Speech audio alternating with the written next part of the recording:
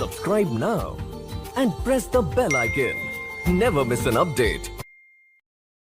नमस्कार विद्यार्थी मित्रांनो, मी प्राध्यापक केशव बाळे. विद्यार्थी मित्रांनो, सध्याचं एक्झामबद्दलचं वातावरण थोडंसं वेगळं आहे. मुलांच्या मनामध्ये अनेक प्रकारचे डाऊट्स वगैरे आहेत, एक्झाम होणार आहेत की नाही. पण हा विषय जर बाजूला ठेवला तर तो निर्णय येईल तेव्हा येईन. आता सध्या थोडासा हा विषय बाजूला ठेवूयात आणि आपण आपल्या परीक्षेची तयारी करायला सुरुवात करूयात. कदाचित मला माहिती आहे तुमच्यापैकी बऱ्याच जणांची मानसिकता देखील नसणार आहे की आपण आत्ता अभ्यास करायला पाहिजे. पण आपण आपल्या इकॉनॉमिक्सची रिव्हिजन या व्हिडिओच्या सिरीजच्या थ्रू करणार आहोत. विद्यार्थी मित्रांनो, आपला पहिला चॅप्टर आहे की भारतीय अर्थव्यवस्थेची वैशिष्ट्ये. तर भारतीय अर्थव्यवस्थेची वैशिष्ट्ये काय आहेत हे आपण या व्हिडिओमधून जाणून घेणार आहोत. आपल्याला माहिती आहे भारत हा विकसनशील देश आहे. विकसनशील देश म्हणजे काय असतो? तो अल्पविकसित आणि विकसित देशाची मधला जो सिच्युएशन असते, मधली जी अवस्था असते त्याला विकसनशील असं म्हटलं जातं. तर ह्या अर्थव्यवस्थेचे मूलभूत वैशिष्ट्ये काय आहेत हे आपण आजच्या या व्हिडिओमध्ये जाणून घेणार आहोत. विद्यार्थी मित्रांनो, हा क्वेश्चन, हा पोर्शन, हा टॉपिक आपल्यासाठी अत्यंत महत्त्वाचा आहे. ह्या टॉपिकवरती 100% तुम्हाला क्वेश्चन विचारल्या जाणार म्हणजे जाणारच. विद्यार्थी मित्रांनो, प्रत्येक जर बुकमध्ये बघितलं तर तुम्हाला या वैशिष्ट्याचा सिक्वेन्स वेगळा दिसून येऊ शकतो. कदाचित थोडेफार पॉईंट वगैरे वेगळे दिसून येऊ शकतात. कदाचित तुमचा 80 मार्काचा क्वेश्चन पेपर जर असेल तर हा क्वेश्चन तुम्हाला 16 मार्काला विचारला जाऊ शकतो आणि कदाचित त्यापेक्षा जर कमी जर वेटेज देण्यात आलं, 50 मार्काचा असेल तर कदाचित हा तुम्हाला 10 मार्काला क्वेश्चन विचारला जाऊ शकतो. तर विद्यार्थी मित्रांनो, कमीत कमी तुम्हाला 10 भारतीय अर्थव्यवस्थेचे मूलभूत वैशिष्ट्ये माहिती असणं अत्यंत गरजेचं आहे. लक्षात ठेवा, 10 कमीत कमी 10 तरी माहिती असायला पाहिजेत.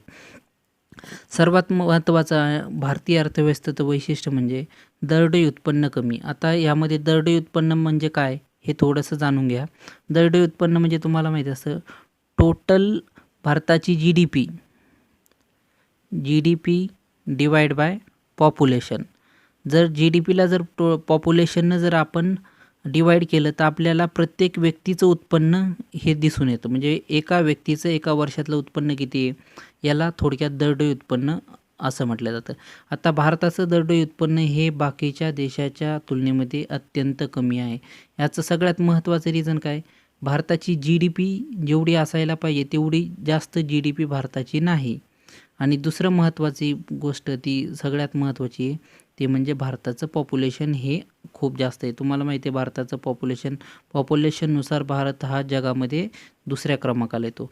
तर यामध्ये आपण बघू शकता भारताचं दरडोई उत्पन्न डॉलर्समध्ये हे 2011ची आकडेवारी आहे. 2011मध्ये डॉलरमध्ये $1488.51.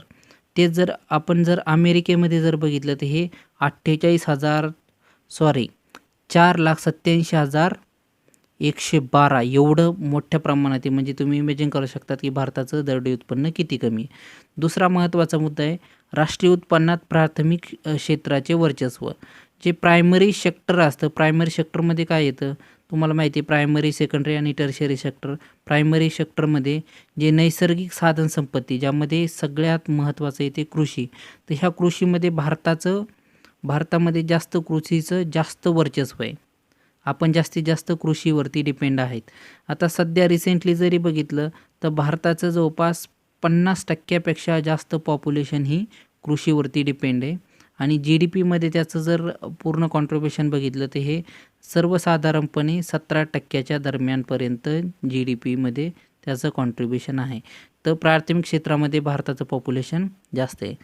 हे जवळपास तिसरं सगळ्यांनाच मान्य असेल की लोकसंख्या वाढीचा वेग भारताचा हा खूप जास्त आहे. 2050पर्यंत भारत हा जगामधला सगळ्यात जास्त पॉप्युलेशनवाला देश बनणार आहे. ज्या रेटनं आपली लोकसंख्या वाढते त्या रेटनुसार. विद्यार्थी मित्रांनो, आपल्याला हे माहिती आहे की 2011 यामध्ये एकदा थोडंसं डिटेल्समध्ये तुम्ही वाचून घेऊ शकता काय काय गोष्टी दिलेल्या आहेत. बेरोजगारी आणि दारिद्र्याचं प्रमाण देखील भारतामध्ये खूप मोठ्या प्रमाणात आहे. आता कोरोनासारख्या संकटामुळं तर अजून बेरोजगारीमध्ये वाढ होऊ शकते. दारिद्र्याच्या प्रमाणात देखील वाढ होऊ शकते.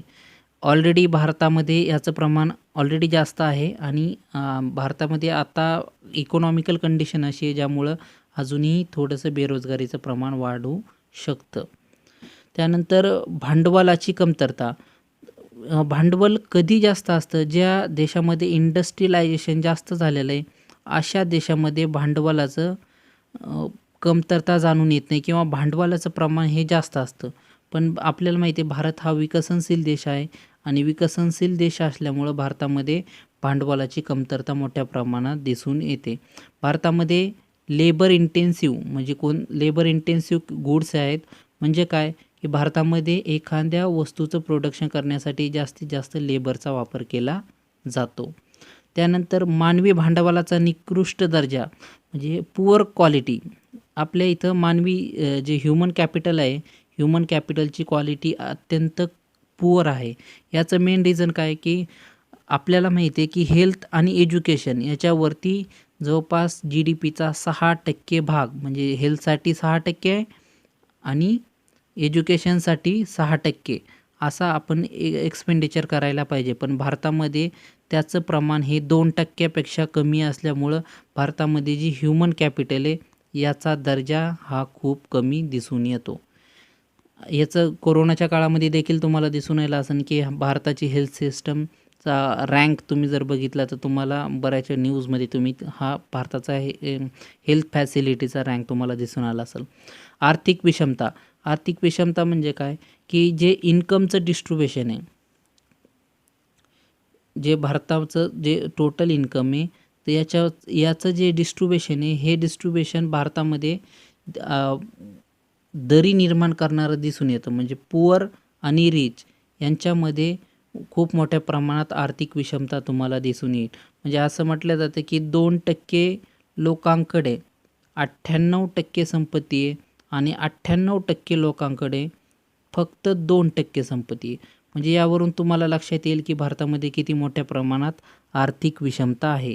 त्यानंतर ग्रामीण भाग, शहरी भाग याचं प्रचंड प्रमाणात तुम्हाला तफावत दिसून येईल. त्यानंतर तुम्हाला माहिती आहे की अंबानीच्या एका घराचं लाईटचं बिल हे लाखामध्ये असतं तर कितीतरी लोक फुटपाथावरती आपलं आयुष्य काढताना तुम्हाला दिसून येते. आणि याच्यावरून एक गोष्ट स्पष्ट होते की भारतामध्ये देखील आर्थिक विषमता खूप जास्त आहे. नैसर्गिक साधनसंपत्तीचा कमी वापर आपण का करू शकतोय किंवा आपण नैसर्गिक साधनसंपत्तीचा वापर योग्य प्रमाणात का करू शकलो नाही आहेत याचं महत्त्वाचं रिझन म्हणजे आपण अजून विकसनशील आहोत. विकसनशील असल्यामुळं ह्या नैसर्गिक साधनसंपत्तीचा योग्य वापर करणं अजून आपल्याला तेवढं पॉसिबल होत नाही. तेवढे आपल्याकडे टेक्नॉलॉजी नाही आहे. तेवढं आपल्याकडं टेक्नॉलॉजी नसल्यामुळं आपण या नैसर्गिक साधनसंपत्तीचा योग्य प्रमाणे वापर करणं पॉसिबल होत नाही. तंत्रज्ञानाचा जो लेवल आहे, लो लेवल ऑफ टेक्नॉलॉजी, निकृष्ट दर्जाची टेक्नॉलॉजी आपल्या भारतामध्ये महत्त्वाची गोष्ट म्हणजे IT सेक्टर त्या मानानं खूप चांगलं वर्क करते. IT सेक्टर आपल्या इथं स्ट्रॉंग आहे. पण अजून जेवढं टेक्नॉलॉजी बाकीच्या गोष्टीमध्ये असायला पाहिजे तेवढे अजून भारतामध्ये टेक्नॉलॉजी वापरताना दिसून येत नाही. त्यानंतर परंपरावादिक सामाजिक रचना ज्यामुळं भारतामध्ये मेनली ज्या धार्मिक रूढी आहेत ह्या धार्मिक रूढीचा पगडा खूप जास्त आहे. तर हे एक भारताचं वैशिष्ट्य आहे.